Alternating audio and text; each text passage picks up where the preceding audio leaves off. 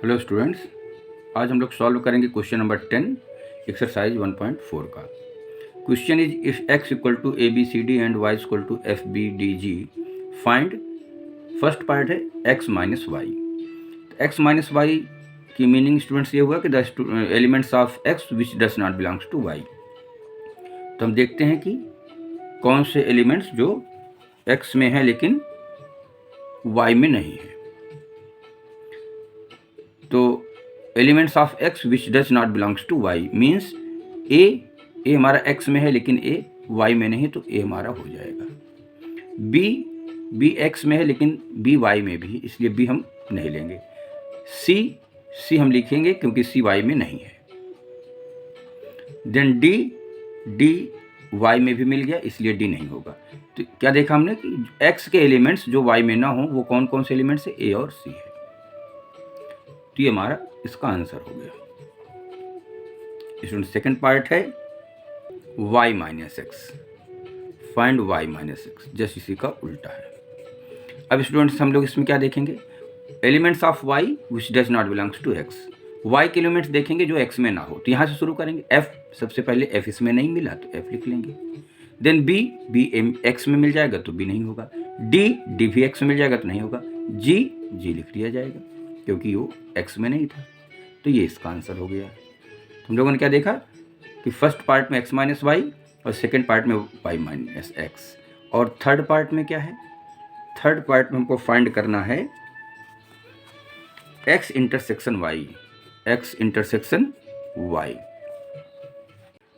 x intersection y की जो definition होती है, all the elements which are common to both in x and y। तो जो x और y में कॉमन होगा वही इंटरसेक्शन होता है। तो देख लेते हैं, a नहीं कॉमन है, b दोनों में कॉमन है और d दोनों में कॉमन है। तो इसमें क्या हो जाएगा, b एंड d। तो इस तरीके से इसका आंसर हो गया और एक क्वेश्चन 10 कंप्लीट हो गया। नाउ स्टूडेंट्स क्वेश्चन नंबर 11 है, if r is the set of real numbers and q is the set of rational numbers then what is r minus q। तो r माइनस q क्या होगा। तो इसके लिए हम अगर ध्यान से देखें कि रेशनल और इरेशनल नंबर का कॉम्बिनेशन रियल नंबर होता है। अगर रियल नंबर में से रेशनल नंबर निकल जाएगा तो आंसर क्या बचेगा, इरेशनल। तो it means r minus Q का अगर सोल्यूशन लिखना हो, r minus Q real number में से रेशनल नंबर को घटा दिया जाए तो क्या मिलेगा, सेट ऑफ इरेशनल नंबर मिलेगा, सेट ऑफ इरेशनल नंबर। अब इसको अगर और अच्छे से लिखना चाहें तो लिख सकते हैं x such that x is irrational number. ये और थोड़ा सा सिस्टमेटिक हो गया,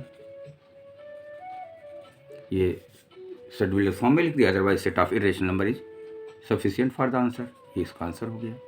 now question number 12। Now students question number 12 में है, state whether each of the following statement is true और फॉल्स, जस्टिफाई योर आंसर। तो स्टूडेंट्स फर्स्ट पार्ट है कि पहले सेट में 2 3 4 5 और दूसरे सेट में 3 6 दिया गया है, और ये जो दोनों सेट है पूछ रहा कि ये दोनों सेट ज्वाइंट सेट हैं, किस ज्वाइंट, मतलब ये है डिसज्वाइंट सेट है, ये स्टेटमेंट ट्रू है कि फॉल्स है। तो इसने डिक्लेयर कर दिया कि डिसज्वाइंट सेट है। हमको इसको बताना कि ये स्टेटमेंट गलत है कि सही है। तो चलिए हम इसको थोड़ी देर के लिए ए मान लेते हैं। लेट ए इक्वल टू, एक सेट का नाम दे देते हैं, 2 3 4 5 को हमने सेट ए कह दिया, एंड इसको बी कह देते हैं, B equal to set B equal to 3 6।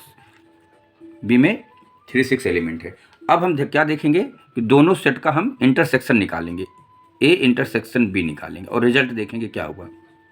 Result देखेंगे 3 दोनों में कॉमन है और कोई नहीं कॉमन है। अब यहीं पर ये निष्कर्ष निकला कि अगर दोनों सेट में कुछ एलिमेंट्स कॉमन हैं तो इसका मतलब दोनों सेट आपस में जुड़े हुए हैं, तो वो डिसजॉइंट सेट नहीं हो सकता, उसको जॉइंट होना पड़ेगा।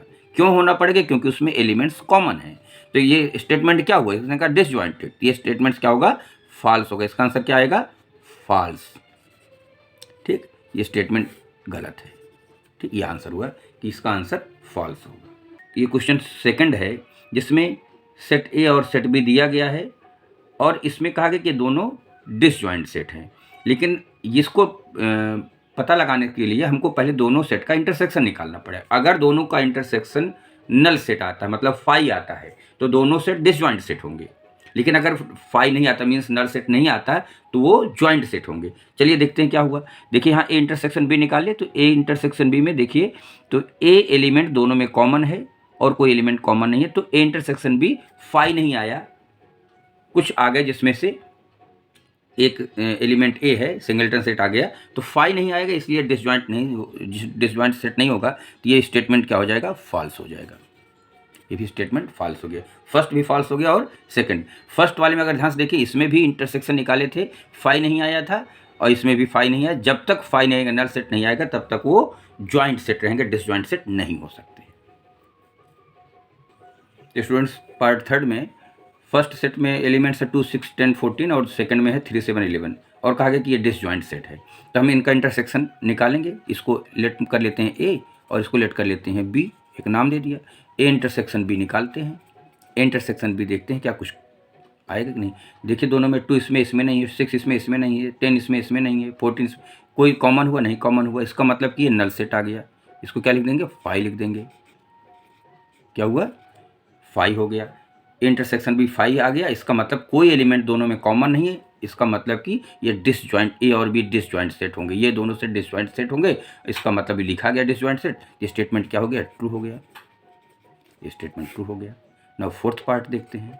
फोर्थ पार्ट में है स्टूडेंट्स, फोर्थ पार्ट में देखिए पहले सेट में एलिमेंट्स हैं 2, 6, 10 और दूसरे सेट में एलिमेंट्स हैं 3, 7, 11, तो हम इसको भी एक नाम दे देते हैं ए और इसको बी दे देते हैं और दोनों का इंटरसेक्शन निकाल के देख लेते हैं क्या होगा। एक्चुअल में देखिए कोई चीज़ 2, 6, 10 है, 3, 7, 11 कोई चीज़ कॉमन है, मतलब 5 हुआ, नल सेट आ गया, सो क्या हुआ, ये डिसजॉइंट सेट हो गया। डिसजॉइंट सेट हो गया तो ये स्टेटमेंट क्या हो गया, ट्रू हो गया। ये स्टेटमेंट ट्रू हो गया, क्यों, क्योंकि ये इनका इंटरसेक्शन 5 आ गया, कोई एलिमेंट इसमें कॉमन नहीं है। इस तरीके से क्वेश्चन कंप्लीट हुआ।